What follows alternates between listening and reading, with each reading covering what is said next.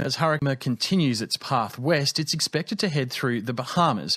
Youri Kemp's a contributor for Caribbean News Now, Nassau, the capital of the Bahamas. I spoke to him earlier today, and I began by asking him how many locals are preparing, or how locals are preparing for the Category 5 hurricane. We've just been getting our boards, getting our shutters in place, putting them up. We've been stocking up on water and canned goods and ice. We've been getting our coolers prepared, and we've been putting, families who can congregate together. We're putting families in the strongest homes. So in the event that one home goes down, everybody else is in the other home. So particularly on our southern islands, Mayaguana, Acklands, Crooked Island, Ragged Island, and Inagua.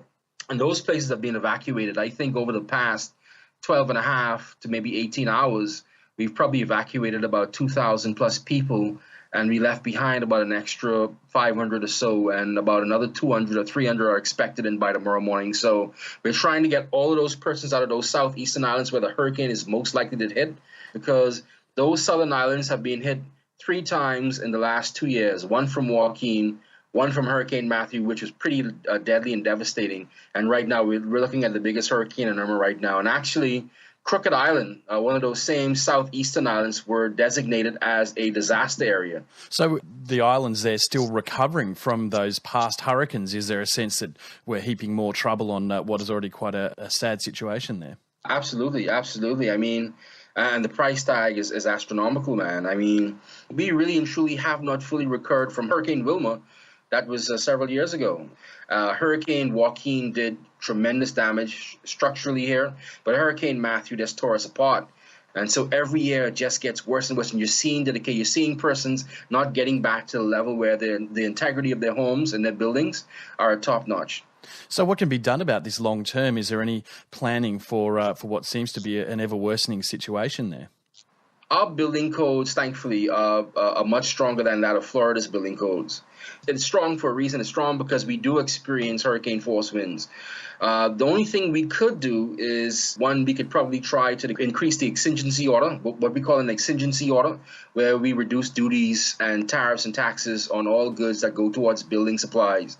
So persons who are most affected, especially structurally wise, can get their materials quickly. That's what we did in Hurricane Matthew and Hurricane Joaquin. The only other thing we can do is we can try to work out an insurance solution with our other partners in the Caribbean. I know the Caribbean Disaster Risk Management Agency, they want to put together a risk pool for everybody so that when these catastrophic hurricanes do occur, we can have some shared risk. And I think that, moving forward, there's nothing you can do when a Category 5 hurricane comes. Well, coming back to Hurricane Irma that is on its way, has there been any outreach from the international community that you're aware of? Is Bahamas feeling like it does have the support of the rest of the world?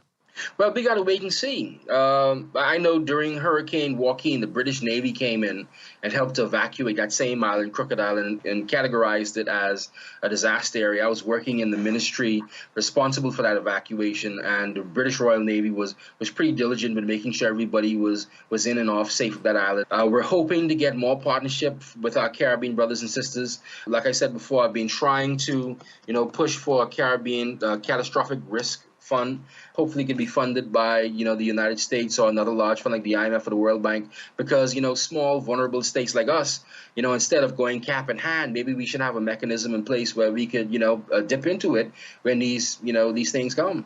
And is there much discussion there in the Bahamas about why these storms seem to be doing more damage?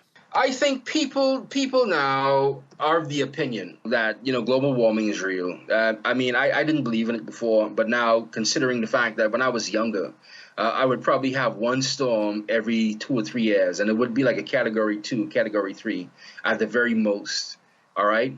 But now, every year, we're having 2 or 3 major tropical storms or tropical depressions or even hurricanes.